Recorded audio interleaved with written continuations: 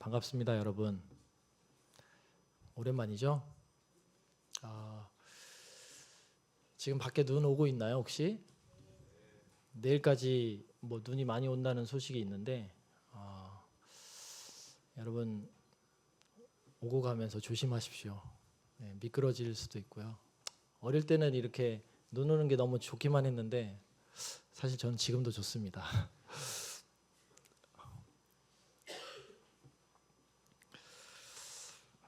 여러분 혹시 그 영화 중에 달콤한 인생이란 영화 보셨습니까? 아무도 잘 모르는 것 같은데 이거는 알 거예요 아마. 달콤한 인생은 잘 몰라도 넌 내게 모욕감을 줬어. 이거 아시죠? 이거 들어보셨죠?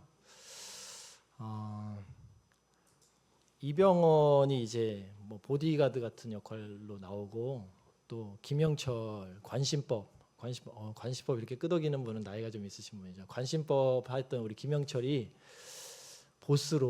조직 보스로. 근데 이제 김영철이 여자친구가 있었던 것 같아요. 근데 이병헌이랑 같이 이렇게 관계가 좀 이렇게 이상해지니까 어쨌든 그것 때문에 뭐 문제가 좀 있었던 일인 것 같아요. 근데 저도 영화를 잘 안 봐가지고 중간중간에 이렇게 짤막으로 이렇게 조금씩 봤는데 무슨 내용인지는 잘 몰라요. 근데 이제 워낙 유명해졌습니다. 이 대사 여러분 기억하시죠? 넌 내게 모욕감을 줬어. 이게 하도 유명하니까요. 김준호라는 코미디언이 이거를 패러디했습니다. 넌 내게 모욕 가운을 줬어. 예, 저도 딴 건 기억이 안 나는데 그게 제일 기억이 많이 나더라고요. 넌 내게 모욕 가운을 줬어. 여러분 제가 저번에도 이게 뭐 기회가 어떻게 될지 모르겠지만 어쨌든 제가 오늘 이 똑같은 본문으로 한 번 더 할 거예요 아마. 뭐 한 번 더 하게 되든지 아니면 못 할 수도 있고요. 다른 걸로 할 수도 있지만 어쨌든 탕자 비유는 여러분 너무 많이 들어가지고 사실 뭐 탕자 비유 모르시는 분 발 드세요. 모르는 분이 없네. 탕자 비유는 어렸을 때부터 지금까지 너무나 많이 들었던 비유라서 우리가 이 비유를 클라이막스를 알고 있죠. 우리 이미 이 탕자 비유 딱 얘기 나오면 무슨 장면이 딱 떠오릅니까? 그 아버지와 아들의 만남 장면이 떠오르지 않습니까? Cause I'm your lady. 막 달려오고 있죠. 슬로우 모션으로 꽉 끌어안는 그 장면이 딱 이제 생각이 나는데, 근데 그거를 이제 그 장면만 보고 이제 우리가 마음이 참 감동을 받고 마음이 뭐 찡하기도 하고 그러는데 사실 요 비유가요, 예수님의 요 비유가 의미하고 담고 있는 게 참 많습니다. 의미하고 담고 있는 게 너무나 많아가지고 사실 아마 이거를 가지고 성경 공부를 제가 만약에 한다면 한 10주 정도 하지 않을까 생각이 들어요. 내용이 너무 방대하고 생각해 볼 내용이 너무 많습니다. 여러분은 아마 이 장면을 이렇게 지나가셨다고 해도 한 번도 아마 들어보지 못한 얘기를 오늘 듣게 되실 수도 있어요. 바이샘 성도니까 한 번은 아니고 아유 그거 뭐 나도 알지 뭐 이렇게 바이샘 성도라면 아마 그렇게 생각하실 수도 있을 것입니다. 여러분 우리가 법을 지킨다고요? 법을 지킵니다. 사람과의 관계에서 사람과의 관계의 예의를 다 합니다. 그렇다고 해서 모욕을 안 주는 게 아니라 더 창의적으로 모욕을 줄 수 있습니다. 그거 아시나요? 어머니가 이렇게 제가 이렇게 돈을 보내잖아요. 그러면 어머니가 아유 맨날 하시는 소리가 있어요. 똑같은 얘기입니다. 사실 이거를 소통 전문가인 그분 있죠. 그 소통 전문가 김창호 선생님, 그 선생님이 이렇게 해야지 이게 제맛이 나는데 아유 어머니 15만 원 보냈어요. 아이고 또 뭐하게 보내. 여기서 어머니를 모욕할 수 있습니다. 어떻게 모욕하냐면 알겠습니다. 그러면 제가 당장 다음 달부터 돈 안 보내겠습니다. 이건 어머니 모욕하는 겁니다. 그 다음부터 어머니가 태도가 확 달라질 거예요. 여러분 절대 그러시면 안 돼요. 돈은 일단 무조건 보내셔야 합니다. 무조건 돈은 보내야 돼요. 그리고 나서 이제 그렇게 얘기하지 마시고요. 우리 솔직히 제가 어머니한테 이거밖에 못 드려 항상 저는 죄송한 마음이에요. 마음을 다 터놓고 얘기하면 돼요. 모욕을 어떻게 주느냐가 참 이게 창의적입니다. 제가 이렇게 설교를 하고 있는데 이렇게 듣다가 고개를 막 흔들더니 이렇게 혀를 차요. 그 다음에 바깥으로 싹 나갑니다. 그 뭐죠? 저한테 아주 창의적으로 모욕감을 주는 겁니다. 근데 우리는요, 자신도 모르게 이게 이미 우리 몸과 마음과 생각에 다 박혀 있습니다. 여러분 사람들과의 관계 있죠? 여러분 아버지와 어머니와의 관계, 혹은 친구들과의 관계, 이 모든 것에서요, 여러분은 항상 그 사람한테 걸리지 않도록 아주 창의적으로 모욕감을 주고 있습니다. 그거 아시나요? 한번 생각해 보세요. 혹시 마음에 이렇게 자기 마음을 계속 잘 들여다보시는 분들은 나는 그 사람과의 관계에서 제대로 잘 하고 있는데 하는데 분명히 그 틈 사이에서 내 마음이 정말 저 사람을 디스하고 저 사람을 이렇게 밀쳐내고 싶은데 아주 창의적인 방법으로 안 그런 척하면서 하는 경우들이 있을 거예요. 오늘 본문에도 똑같은 사람이 한 명 나오는데 이게 누구냐면 첫째 아들입니다. 오늘 본문 말씀 제가 한번 읽어드리겠습니다. 12절입니다. 그 둘째가 아비에게 말하되 아버지여 재산 중에서 내게 돌아올 분깃을 내게 주소서 하는지라. 아비가 그 살림을 각각 나누어 주었더니. 여러분 여기서 뭐 이상한 게 있나요? 여러분 재산을 분배받았잖아요. 이 당시에 이 재산을 분배받는다는 것이 뭘 의미하는지는 여러분도 다 아시죠? 아버지를 죽은 사람 취급하는 겁니다. 그러니까 아버지를 죽은 사람 취급한다는 얘기 많이 들었는데 이걸 조금 더 현실감 있게 얘기하면 이런 겁니다. 아버지를요 투명인간 취급하는 겁니다. 이게 더 무서워요. 여러분 혹시 주변에 있는 친구들을 투명인간 취급한 적 있습니까? 옆에 있는 사람들을 투명인간 취급한 적이 있습니까? 여러분이 사랑하는 관계 맺는 모든 가족들을 투명인간 취급한 적이 있으세요 혹시?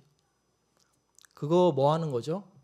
우리는 이제 흔한 말로 뭐 왕따 뭐 이렇게 얘기할 수도 있는데 그 사람한테 엄청난 모욕과 수치를 걸리지 않게 주고 있는 거예요. 분위기가 너무 무거워졌네. 여기 보면은 여러분 재산을 나눠줬는데요. 재산을 한 사람만 받았을까요? 두 사람 다 받았을까요? 예? 두 사람 다? 아니다. 한 사람 둘째 아들만 받았다. 여러분 알고 계셨나요? 두 사람 다 받은 거를? 이 두 사람 다 이미 재산을 받았는데 그 원어로는 여기에 아우토이스라는 표현을 쓰는데 아우토이스가 바로 복수형이에요. 그러니까 둘 다 지금 재산을 받은 겁니다. 그럼 이제 뭐가 문제가 되죠? 첫째는 유대의 법상 얼마나 받게 됩니까? 모든 값에 몇 배? 예. 딱 2배를 더 받게 됩니다. 이미 큰아들은 2배를 다 받아버렸어요. 그리고 둘째 아들은 2배 말고 나머지 반을 이제 받은 거죠. 근데 여기서 실수가 있습니다. 누가 실수했냐면 첫째 아들이 실수했습니다. 첫째 아들이 무슨 실수를 했을까요, 여러분? 첫째 아들이요, 중재하지 않았습니다.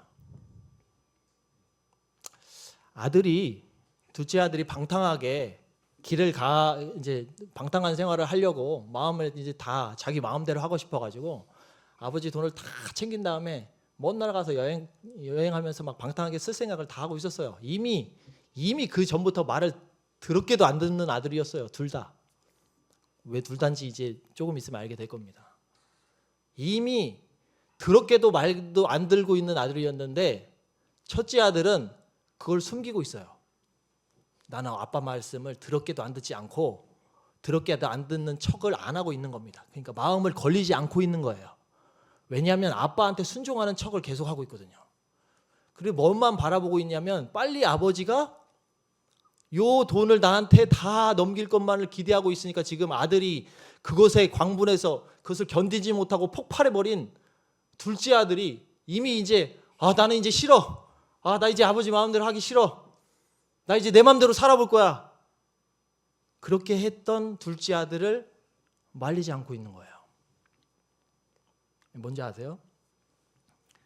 두 아들 다요. 다 똑같다는 얘기입니다. 한 명은 길을 떠나서 잃어버린 바 된 아들이었고요. 두 번째 아들, 첫째 아들이죠. 첫째 아들은 아버지와 계속 같이 있으면서 거기 안에서 잃어버린 자가 되어버린 거예요. 이 첫째 아들이 중요한 게 있습니다. 이 첫째 아들이 계속 중재를 안 하는 이유는 자기도 그 재산을 받고 나서 이제 아버지의 몸만 기다리는 겁니까? 기다려야 될 것 같아요. 그 유대 문헌에 보면요, 재산을 이제 상속할 수 있습니다. 아버지가 죽기 전에도 재산을 상속할 수 있어요. 미시나에 보면은 재산을 상속하는데 처분권은 없습니다. 왜 그럴까요? 그러니까 이게 지금 지금 아들이 받은 이 처분권이라는 얘기는 이때 재산은 어떤 물건으로가 아니라 땅이었을 거라고 이제 학자들이 얘기해요. 그러면 땅을 받았습니다. 100이라는 땅을 놓고 한 명한테는 50이니까 뭐 50을 나눠줬고 또 한 명한테는 50 나눠줘야 딱 정확한데 둘째 아들이 둘째니까 첫째한테 더 많이 줘야죠. 75를 준 거예요. 나머지는 25를 갖고. 근데 이렇게 했을 때 첫째 아들이 이 재산을 다 가지고 있지만 상속을 이미 받은 겁니다. 그런데 처분할 수 있을까요? 없을까요? 처분을 못 해요. 그래서 이제 나중에 뒤에 보면은 아버지 저 왜 염소 새끼도 하나 안 잡아주셨어요. 자기 마음대로 못 하는 거예요. 왜? 아버지가 아직 살아있기 때문에. 그래서요 이거를 가지고 가야 돼요. 가서 이제 얘기를 해야 됩니다. 근데 이게 지금 여러분들이 조금 생각해 보시면 그러면 처분해서 떠난 아들은 도대체 뭔가 이게 생각이 들 겁니다. 어떻게 해서 이걸 처분했지? 이거는요 여러분 흔히 우리나라 상황으로 보면은 호적 팠다고 하죠. 호적 판다고 하죠. 이거는요 어떤 상황이냐면 이 상황이 딱 들이대면 무슨 일이 벌어지면 레위기 20장에 이미 나와 있습니다. 레위기 20장 9절 말씀 제가 읽어보겠습니다. 만일 누구든지 자기의 아버지나 어머니를 저주하는 자는 반드시 죽을지니 그가 자기의 아버지나 어머니를 저주하였은즉 그의 피가 자기에게 돌아가리라. 왜 이런 문구가 써 있냐면요. 요 문맥이 있습니다. 성경의 레위기에 보면 반드시 죽일 죄하고 나와 있는 죄 목록들이 20장에 나와요. 근데 그 중에 하나가 이 부모에게, 그러니까 지금 부모를 지금 저주했다는 표현을 하는데 이거 저주했다는 표현이 이 지금 문맥이랑 상관이 있나요? 맞죠? 왜? 부모가 죽기를 바라고 죽은 자처럼 행했으니까. 이거는 그냥 부모님을 대놓고 저주한 것보다 훨씬 더 큰 죄예요. 그래서 지금 이 동네 분위기는 지금 난리가 났습니다. 여러분이 상상을 못하는 정도. 야, 그 집 아들이 그랬대? 저는 호로 하면서 이제 다 돌 들고 와서 돌 들고 칠판이에요. 근데 거기에 한술 더 떠서 둘째 아들이 어떻게 한 거냐면, 자, 아버지 나 이거 땅 지금 주세요. 빨리 처분해 주세요. 이거 처분하려면요 복잡합니다. 처분 아예 못할 수도 있지만 처분하려면 아주 복잡해요. 캐차차법이라는 게 있습니다. 유대법 중에. 이거 너무 복잡합니다. 항아리에다가 뭘 넣고 막 그걸 깨트리고 막 별 의식이 있어요. 정결 의식 중에 하나인데. 근데 어쨌든 그걸 다 해가지고 그걸 해가지고 떠나면 또 밤새 뜬 거예요. 이게 가능하려면 누가 와야 되냐면 상속권은 이미 받았습니다. 본인이. 그러니까 상속권 대상자인 둘째 아들이 있어야 되고요. 법적으로 또 누가 필요하냐면 아버지가 와야 돼요. 처분권자, 처분할 수 있는. 이게 진짜 맞는지. 그러니까 지금 누군가한테 찾아가서 이 의식을 다 하면서 완전히 호적을 다 파가지고 다 떠나게 되어서 기업에 대한 이 사람이 가지고 있었던 모든 기업에 대한 것들이 다 이 사람한테 이미 이제 물거품이 되게 된 거예요. 그러니까 동네에서는 지금 그 자식 어딨어. 그러니까 이거를 보호해주면서 이거를 그러니까 아버지가 지금 이 둘째 아들을 엄청 보호하고 있는 거예요. 엄청 보호하고 이것을 팔 수 있도록 다 한 거예요. 자, 이미 여러분 아시겠지만 이 성경에서 나오는 아버지, 이 아버지는 누구를 비유합니까? 하나님을 비유합니다. 하나님, 우리 아버지. 하나님은 자기 아들을 우리에게 주셨죠. 아들은 우리에게 뭘 줬습니까? 자기 생명을 주셨습니다. 성령님께서는 우리에게 무슨 일을 하십니까? 그 하나님을 알 수 있는 지혜를 우리에게 넣어주십니다. 이 모든 것들이 하나님이 하시는 거예요. 여러분 혹시 불만 있지 않습니까? 지금 하나님한테 내 인생, 내 삶, 지금 이 모습, 내 지금 나의 상태, 이 모습. 하나님이 맨날 아버지라는 소리는 그냥 교회 가면 맨날 죽도록 하는데, 아버지라는 소리는 그냥 어디 가서든 우리 아버지 하면서 맨날 기도할 때도 맨날 하는데, 도대체 나는 왜 이 모양 이 꼴이야? 왜 내 인생은 이래야만 돼? 왜 나는 여기에 이 상태로 지금 이대로인 거야? 여러분 하나님 원망하고 있지 않습니까? 저는요 되게 창의적으로 하나님을 모욕하고 있었습니다. 이 본문의 모습을 싹 보면서요 그런 생각이 많이 들었어요. 와, 내가 갈 때까지 간 인간이 맞구나. 내가 정말 그래 끝까지 보자 해서 정말 내가 그렇게 사랑한다고 맨날 고백하는 그 아버지에게 엄청나게 모욕을 주고 있는데, 나는 탕자의 모습으로 모욕을 주기도 하면서 첫째 아들의 모습으로 숨기면서도 하나님 아버지께 모욕을 주고 있구나. 바이셈의 성도들은 많이 그렇지는 않는 것 같아요. 제가 가르치면서 제가 교육하고 제가 훈련하기도 하는데 여러분들을 제가 보면서 참 제가 감동이 될 때가 참 많습니다. 이분들은 참 순수하다. 이분들은 잘 모르는 것 같지만 하나님 말씀을 나보다 조금 모를 뿐이지만 이분들은 하나님을 향한 순수한 사랑과 순수한 열정이 아직도 살아있는 사람들이 맞다. 제가 바이셈 성도를 지난 1년간 가르치면서 또 훈련하면서 느꼈던 마음의 전부가 그래요. 바이셈 성도 여러분 정말 하나님의 자녀가 맞습니다. 여러분 하나님의 정말 훌륭한 자녀가 맞습니다. 모욕감을 이렇게, 근데 모욕 주는 분도 계세요. 여러분 중에 저 모르게 또 모욕 주겠죠. 어디 가서 몰래. 근데요 참 이게 웃긴 거예요. 예를 들면 저의 자녀가 저한테 모욕을 준다고 생각해 보세요. 저를 엄청 보는 데서 막 난리를 피고 다 하잖아요. 근데요 저는 한계가 있어요. 걔를 끝까지 돌아다니면서 이렇게 막 걔를 이렇게 관찰하거나 그렇게 할 수가 없어요. 근데 우리 하나님은 어떻습니까, 여러분?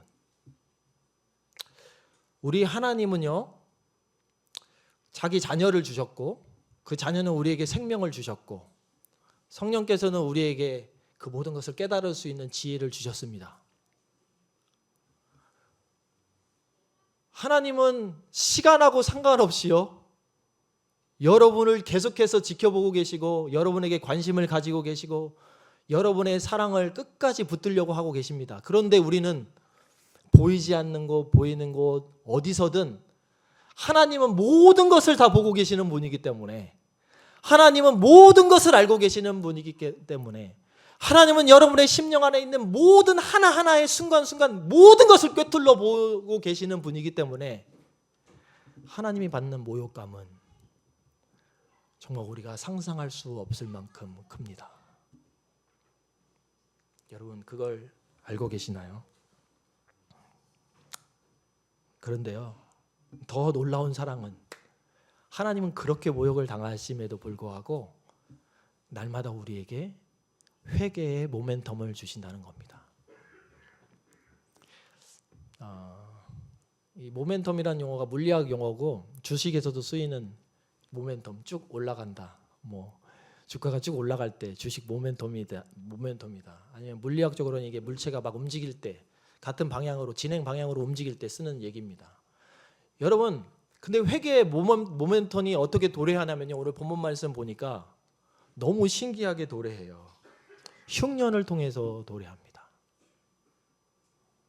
여러분 지금 인생과 삶 가운데 뭐 예전 말고 지금만 놓고 보세요. 한번. 여러분이 살고 있는 인생 옛날 아니고 지금 딱 지금 모멘텀이 여러분에게 흉년입니까?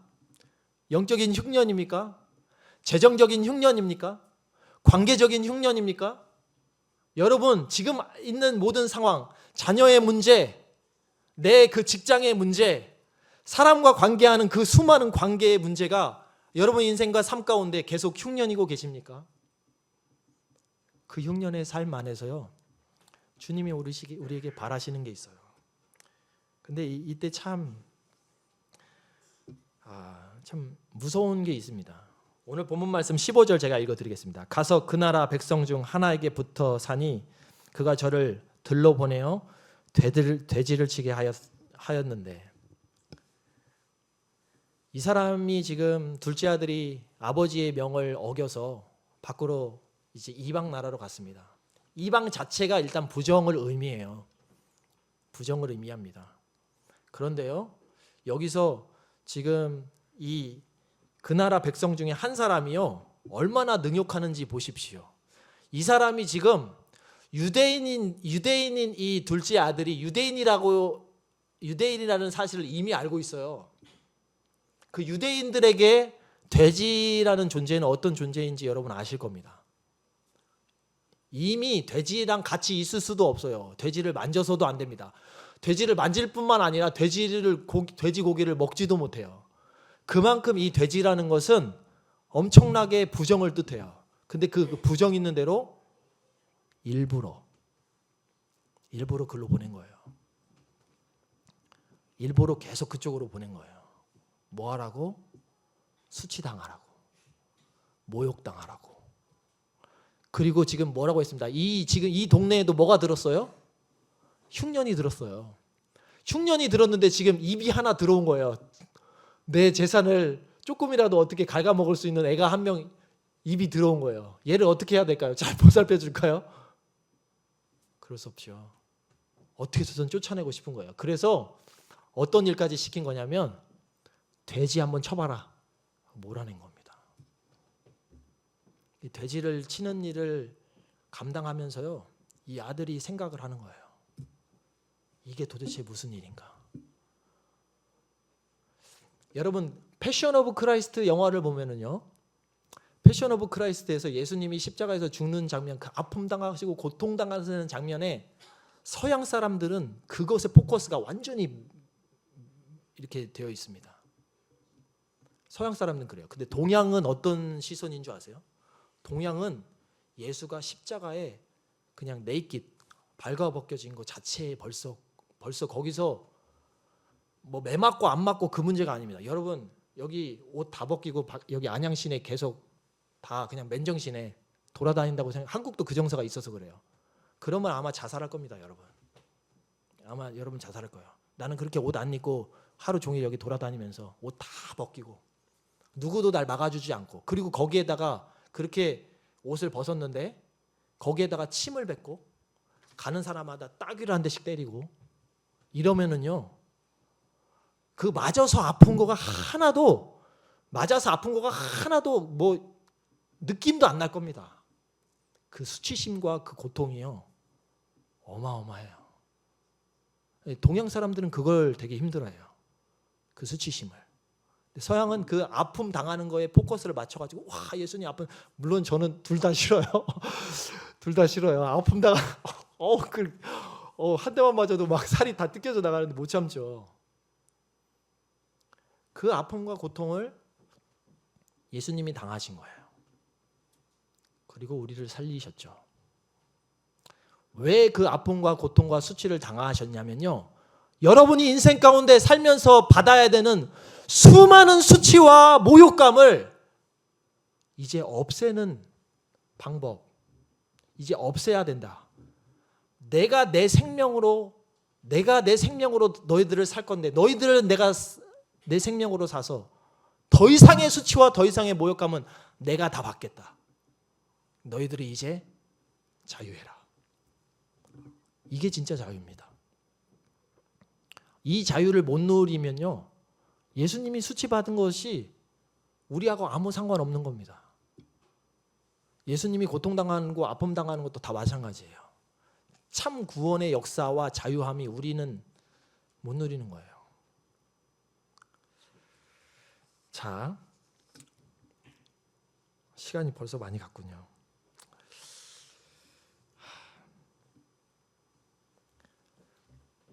이 모욕감에서 이렇게 들 때 우리는 어디를 생각하고 어디까지 가야 되냐면요, 정말 우리의 모욕감이 어디까지 연결이 돼야 되냐면 이게 생명까지 연결이 돼야 됩니다. 여러분 인생과 삶을 살다가 내 모욕감과 내 이 수치심과 내 이 모든 감정과 이 모든 이 쓰레기 같은 것들이 내 생명하고 연결되어질 정도까지 느껴보신 적이 혹시 있으세요?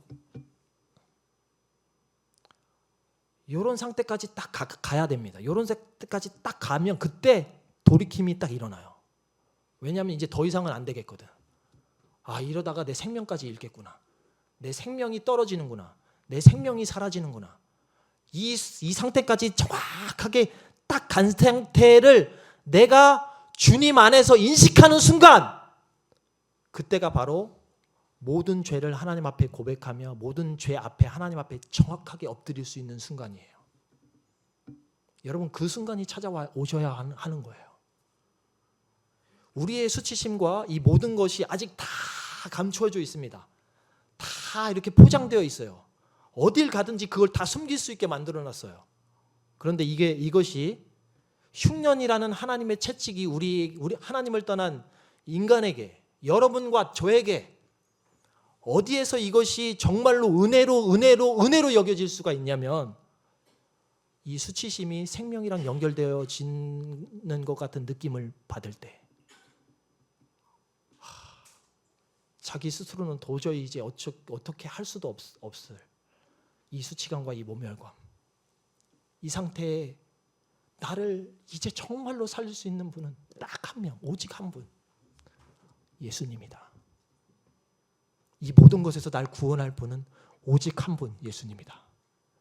가족도 나를 위해 줄 수 없고, 친구도 나를 위해 줄 수 없고, 나를 그렇게 사랑했던 부모도 나를 그렇게 해줄 수 없을 때, 그 순간이 찾아와서 주님, 제가 주님 앞에 정말로 회개하며 나아갑니다. 이런 진실된 고백이요, 그때 나오는 겁니다. 우리의 죄성은 그 생명과 연결되는 순간처럼 위협적이지 않을 때는 계속해서 어떤 방향성으로 흘러나오냐면 계속해서 죄를 숨기고 거짓으로 감싸는 쪽으로 나오게 돼요. 그래서 나이가 정말 많이 들수록 만약에 그렇게 계속 숨기고 감추는 상태까지 다 갔는데 그걸 이제서 끄집어내려고 하면요, 복통이 터지는 겁니다. 정말 너무 창피해서 죽을 것만 같아요. 근데 그 순간을 이기셔야 해요. 그 순간을 주님께, 이제 저는 정말 그 상태라는 게 나는 이거 정말 이게 해결 안 되면 나는 그냥 정말 죽는 거구나. 이 상태로 여러분이 가셔야 돼요. 그래야 참 회개와 참 돌이킴이 있어요. 그런데요, 사람마다 인생은 다 다르잖아요.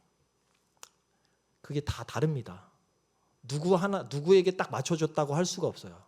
누구가 기준이라고 말할 수가 없습니다. 사람이 다 달라요. 죄가 뭐지?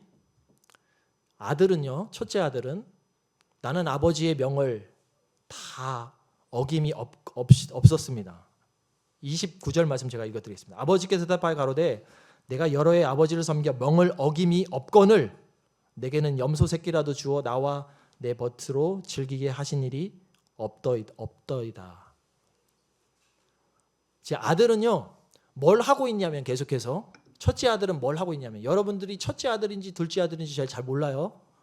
알아서 그냥 나는 첫째 아들, 둘째 아들, 아니면 첫째도 있고 둘째도 있다, 내 안에는 다 한번 생각해 보세요. 이 첫째 아들은 계속해서 죄를요, 어떤 법을 지키면 된다고 생각해요. 하나님의 율법을, 유대인의 실수가 그겁니다. 율법을 다 지키기만 하면, 내가 이 율법대로 잘 살기만 하면 하나님 앞에 바로 설 수 있겠다. 근데 여러분 정말 그렇습니까? 일단 불가능합니다. 불가능해요. 율법을 다 지킨다고 그렇게 할 수가 없어요. 이 율법을 다 지키는 것으로 아버지의 관계가 좋아집니까? 아니에요, 여러분. 이거 아셔야 돼요. 율법을 지키는 거 좋고 훌륭한 겁니다. 그런데 그게 아버지와 관계성 때문에 율법을 지키는 게 좋아야 돼요. 그래서요, 은혜라고 하는 것은, 여러분 이 개념을 아셔야 돼요. 은혜라고 하는 것은요, 결국은 관계성이랑 연결됩니다. 제가 후견인과 예속인 얘기를 많이 드렸는데요. 이 후견인은 아주 부자고 능력 있는 사람이에요. 나는 그 능력이 없는 예속인입니다. 아무것도 할 수 없는 사람이에요. 그래서 나한테 필요한 것, 내가 필요한 그 무언가를 얻으려면요, 이 후견인을 찾아갑니다. 찾아가서 뭘 받냐면 이 후견인한테 어떤 하나의 선물을 받습니다. 그것이요, 인맥이 될 수도 있고 관계성이 될 수 있다는 얘기입니다.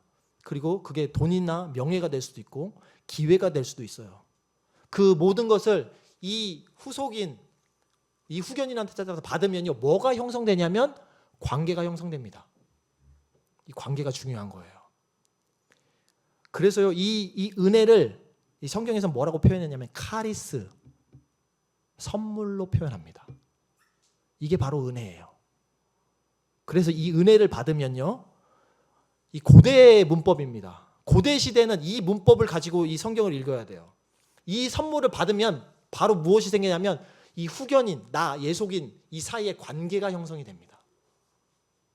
이 관계는요, 절대 끊을 수가 없고, 이 관계를 받자마자 이 예속인은 무엇을 해야 합니다. 우리나라 선물 개념이랑은 달라요. 내가 이 선물을 주면, 그 선물을 줬으니까 이 선물을 준 사람을 모욕할 수 있습니다. 어떻게? 나 그거 필요 없어, 안 받을래.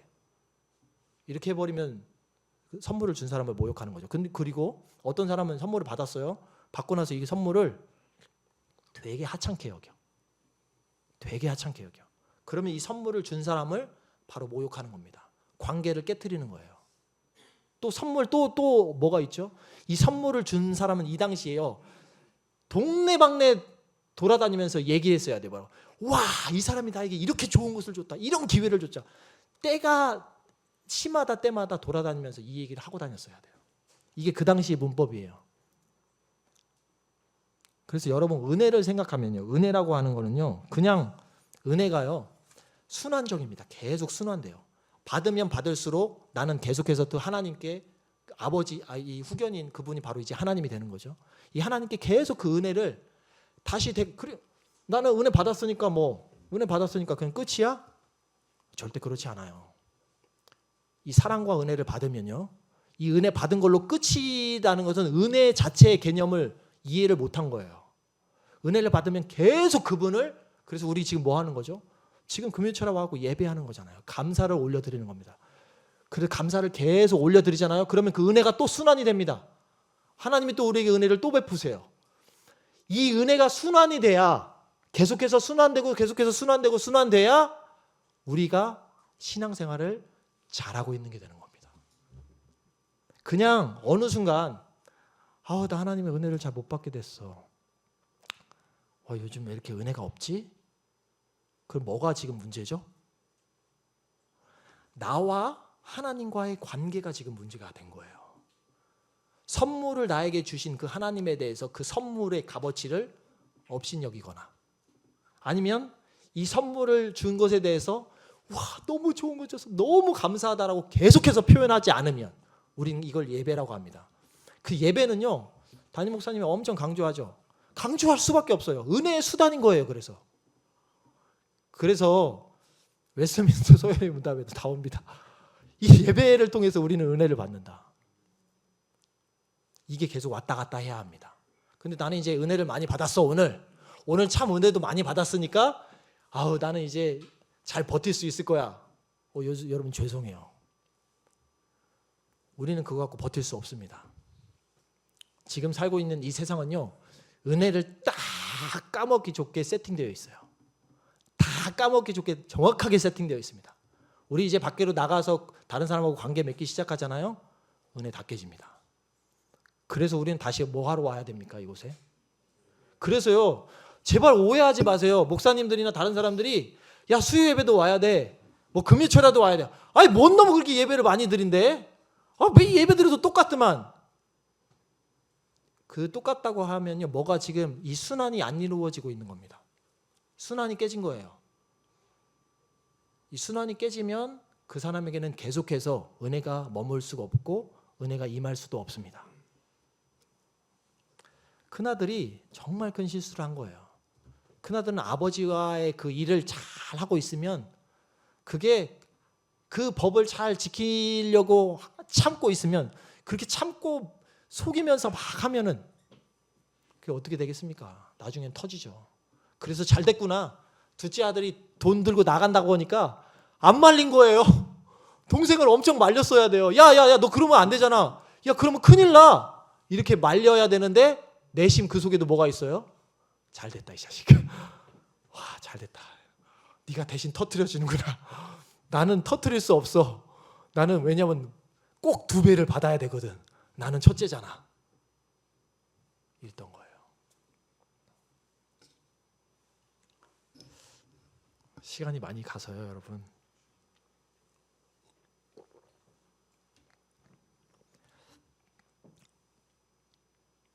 까먹었네.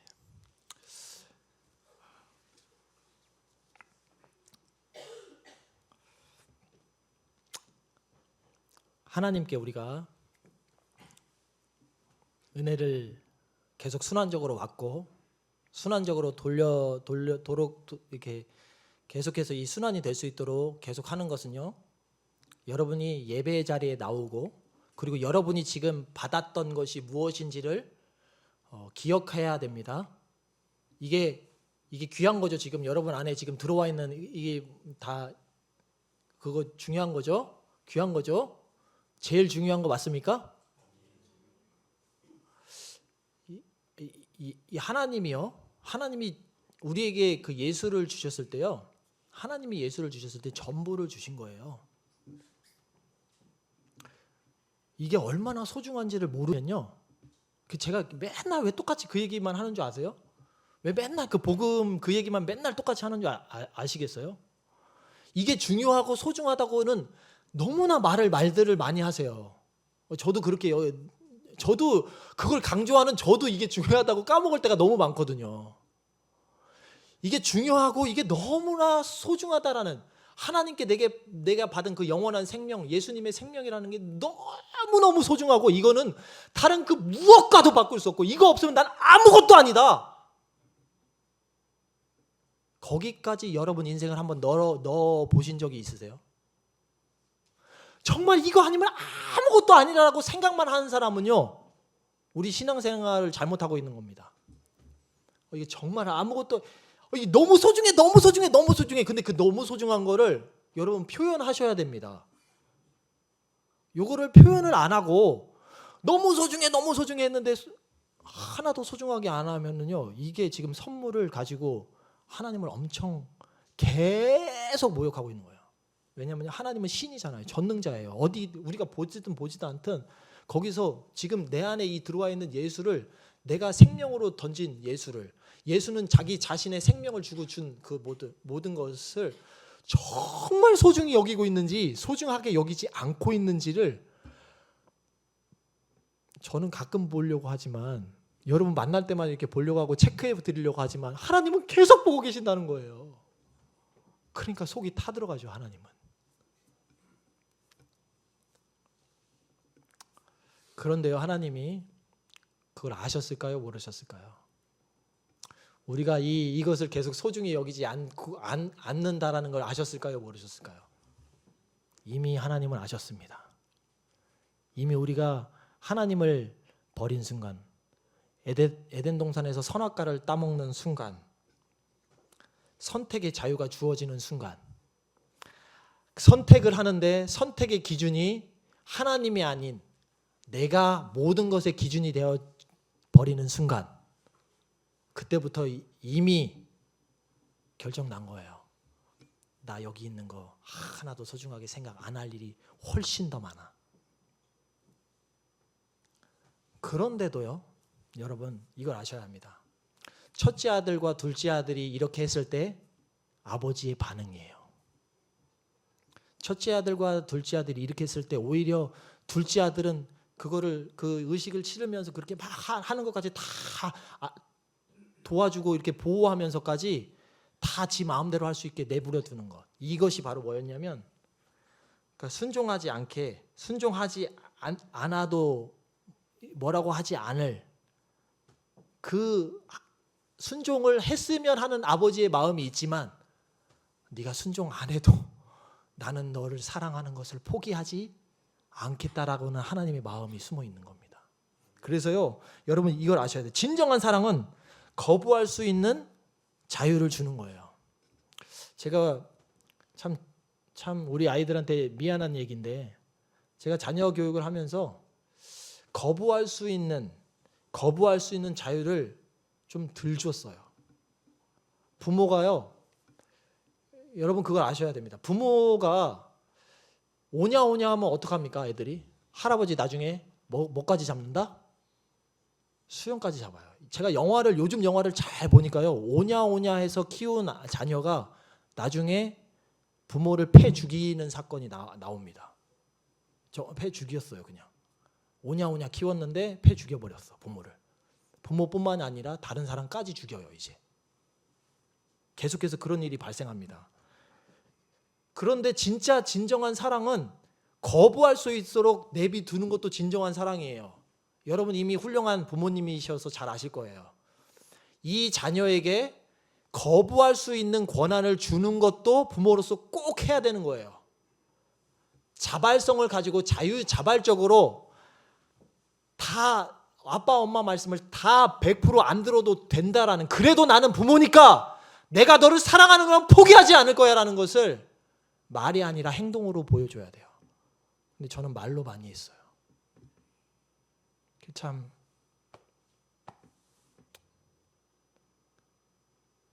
제 잘못입니다.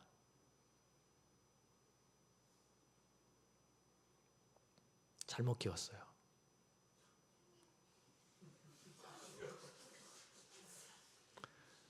거부할 수 있게 때로는 해야 되는데, 왜냐면요, 여러분 왜 그렇게 하죠? 부모가 왜 그렇게 합니까? 망가지지 않게 하려고 그러는 거예요. 망가지지 않게 하려고 했는데 정말 보니까 망가지고 있기 때문에 거부 못하도록 막아놓고 있었던 거예요.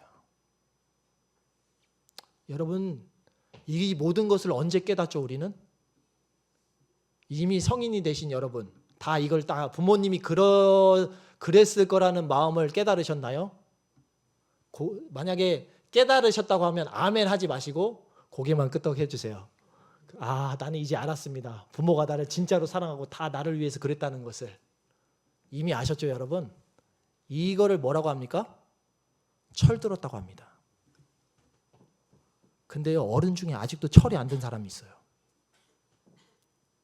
아직도 부모를 의심하는 사람이 있어요. 그 사람은 어떻게 해야 되죠? 빨리 결혼해야 합니다. 빨리 결혼해야 돼요. 빨리 결혼해서 애를 낳아봐야 합니다. 자신이 망가진 것이 얼만큼 망가졌는지 언제 보죠?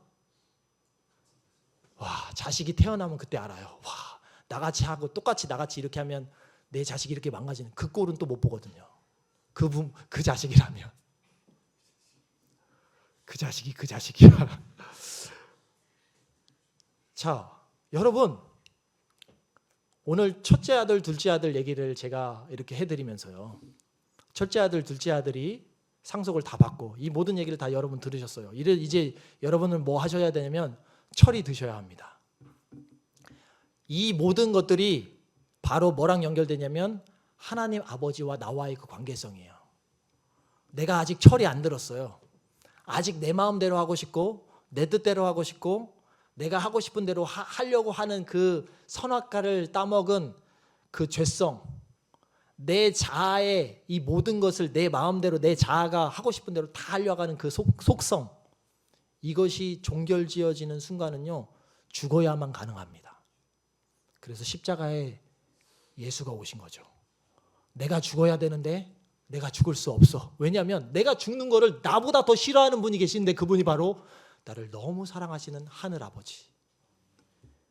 그리고 한치의 수치, 그 수많은 모멸과 수치, 그 수많은 아픔을 당하시면서 예수 그리스도께서 우리에게 찾아오셔서 우리에게 그 영원한 말로 다 할 수 없는 그 생명의 사랑을 여러분에게 주셔서 이제 철이 들게 하시려고 그 사랑에 반응하는 존재로, 그 은혜에 어떻게 반응합니까?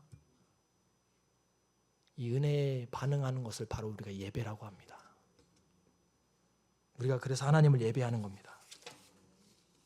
감사와 찬미를 통해서 후견인한테 와, 저분이 나에게 이렇게 좋은 거를 주셨대라고 동네방네 돌아다니면서 선전하잖아요. 그 일을 우리가 지금 해야 하는 거예요.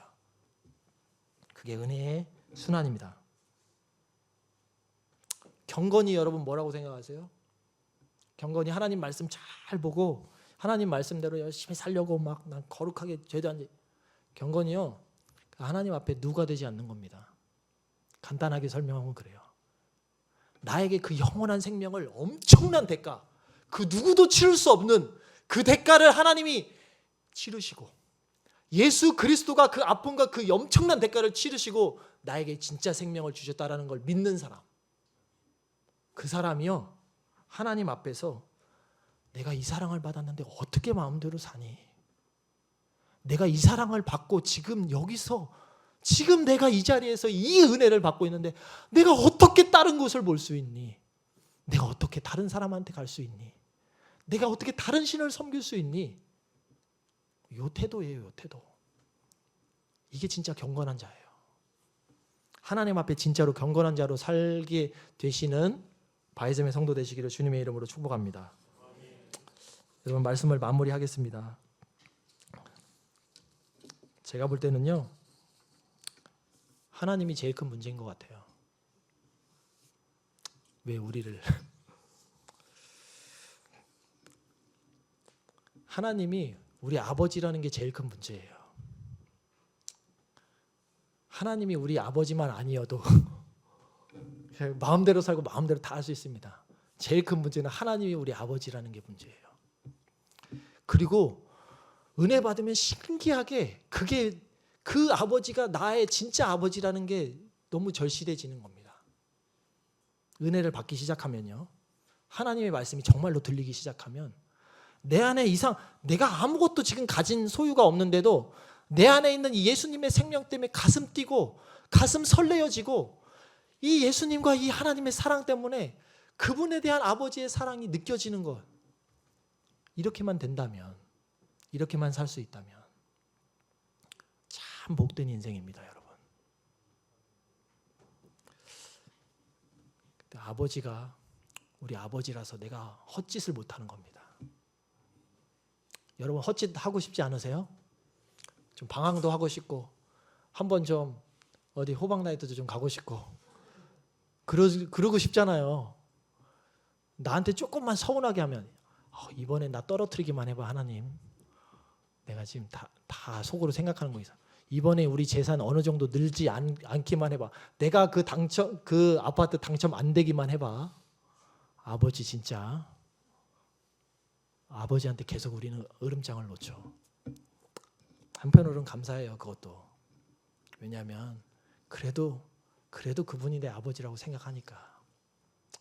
근데 여러분 생각해 보세요. 첫째 아들, 둘째 아들 계속해서 수치를 당하시고 있는 아버지가 계속해서 막아주고 계십니다. 사랑으로 덮어주고 계세요. 오늘 예배 때 느껴야 되는 감정이 하나가 있다면 그겁니다. 오늘 그걸 위해서 좀 기도했으면 좋겠어요. 여러분의 인생과 삶 가운데 하나님이 찾아가셔서 오늘 이 말씀 가운데 하나님이 날 사랑하시고 날 찾아오셔서 내게 오늘 똑같이 내가 널 너무 사랑해서 그래. 내가 그렇게 못하는 거, 네가 그렇게 막 나가도 내가 마음대로 못하는 거는 내가 널 사랑해서 그래. 이 음성을 들으시면 여러분 이제 영적으로 주님 안에서 철들게 되실 줄로 믿습니다.